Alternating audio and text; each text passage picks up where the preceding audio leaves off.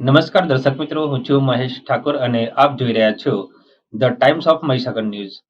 નજર કરીએ આજના મહત્વના વન સેતુ ચેતના યાત્રાનું આજ રોજ માનગઢ હિલ ખાતે મંત્રીશ્રીઓની ઉપસ્થિતિમાં ઢોલ, નગારા અને નૃત્ય સાથે ભવ્ય સ્વાગત. સમગ્ર રાજ્યમાં પ્રારંભાયેલી વન સેતુ ચેતન યાત્રાનો શુભારંભ મુખ્ય શ્રી ભૂપેન્દ્રભાઈ પટેલ દ્વારા નવસારી જિલ્લા ખાતેથી કરાવ્યો હતો. આ યાત્રા તેના ચોથા દિવસે મહીસાગર જિલ્લાના માનગઢ હિલ ખાતે આવતા આદિવાસી ઢોલ, નગારા, નૃત્ય અને પુષ્પવર્ષા સાથે ભવ્ય સ્વાગત કરવામાં આવ્યું હતું. આ યાત્રામાં આદિજાતિ વિકાસ, પ્રાથમિક, માધ્યમિક અને પ્રૌઢ શિક્ષણ મંત્રી શ્રી ડૉક્ટર કુબેરભાઈ ડિંડોર અને વન અને પર્યાવરણ, ક્લાઇમેટ ચેન્જ, જળ સંપત્તિ અને પાણી પુરવઠા રાજ્ય મંત્રી શ્રી મુકેશભાઈ પટેલની પ્રેરક ઉપસ્થિતિમાં કાર્યક્રમ યોજાયો હતો. આ પ્રસંગે વન અને પર્યાવરણ, ક્લાઇમેટ ચેન્જ, જળ સંપત્તિ અને પાણી પુરવઠા રાજ્યમંત્રી શ્રી મુકેશભાઈ પટેલે જણાવ્યું હતું કે આ વન સેતુ ચેતના યાત્રાનો ઉદ્દેશ્ય વન વિભાગના કર્મચારીઓ અને આદિવાસીઓનું વન સાથે નાતો જોડી રાખવાનો છે. વડાપ્રધાનશ્રીના નેતૃત્વ હેઠળ અને મુખ્યમંત્રીશ્રીના માર્ગદર્શન હેઠળ આદિવાસી સમાજ માટે અનેક કલ્યાણકારી યોજનાઓથી લાભાન્વિત કરવામાં આવ્યા છે. આપણી સરકાર લોકોની સમક્ષ જઈ લોકો સાથે મળીને કામ કરી રહી છે, જેનું સફળ ઉદાહરણ જનમન કાર્યક્રમ છે, જેમાં 24,000 કરોડ જેટલી માતબર રકમનું બજેટ ફાળવવામાં આવ્યું છે. આ કાર્યક્રમ થકી વીજળી, ઘર, શિક્ષણ, આરોગ્ય, રોડ, રસ્તાઓ સહિતની તમામ પાયાની સુવિધાઓ આપવાનું ભગીરથ કામ સરકારે કર્યું છે.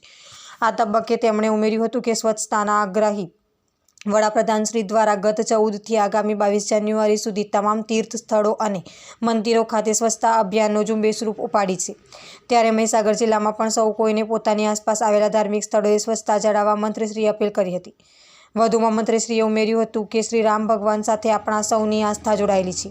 500 વર્ષ પછી આવો અનેરો અવસર આવ્યો હોય ત્યારે આગામી 22મીએ આપણા ઘરોમાં તોરણ, રંગોળી અને દીવા કરી દિવાળી જેવા મહોત્સવની ઉજવણી કરવાની છે, એમ ઉપસ્થિત સૌને તેમણે અનુરોધ કર્યો હતો. આ પ્રસંગે સાંસદ શ્રી જસવંતસિંહ ભાભોરે પ્રાસંગિક ઉદ્બોધન કરતાં કહ્યું હતું કે દેશના વડાપ્રધાને આદિવાસી સમુદાયની કદર કરી સંસ્કૃતિનું જતન કરવાનું ભગીરથ કામ કર્યું છે. સમગ્ર ભારત આજે રામમય બની ઉત્સવની તૈયારીઓ કરી રહ્યું છે. રામ રાજ્યની હવે તૈયારીઓ આરંભી દેવાની છે. રામ રાજ્યની જેમ આપણા સરકારનો પારદર્શી વહીવટ તેની યોજના અને નીતિઓ તમામ વર્ગ સુધી પહોંચાડી છે.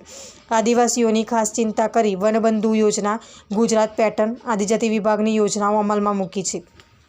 જંગલ, જળ અને જમીન સાચવવાનું કામ આપણી સરકારે કરી છે. આ પ્રસંગે દાહોદ જિલ્લા પંચાયત પ્રમુખ શ્રી કરણસિંહ ડામોર, જિલ્લા કલેક્ટર શ્રી ભાવિન પંડ્યા, પૂર્વ જિલ્લા પંચાયત પ્રમુખ શ્રીમતી રમીલાબેન ડામોર, પ્રાયોજના વહીવટદાર શ્રી જે.પી. અસારી, નાયબ વન સંરક્ષણ શ્રી નેવિલ ચૌધરી, અગ્રણી શ્રી દશરથભાઈ બારિયા સહિત સંબંધિત અધિકારીશ્રી, પદાધિકારીશ્રીઓ અને મોટી સંખ્યામાં ગ્રામજનો ઉપસ્થિત રહ્યા હતા. આપના વિસ્તારના પડે સમાચાર જોવા માટે અમારી channel the times of Mahisagar ન્યૂઝને લાઇક, શેર અને સબસ્ક્રાઇબ કરો.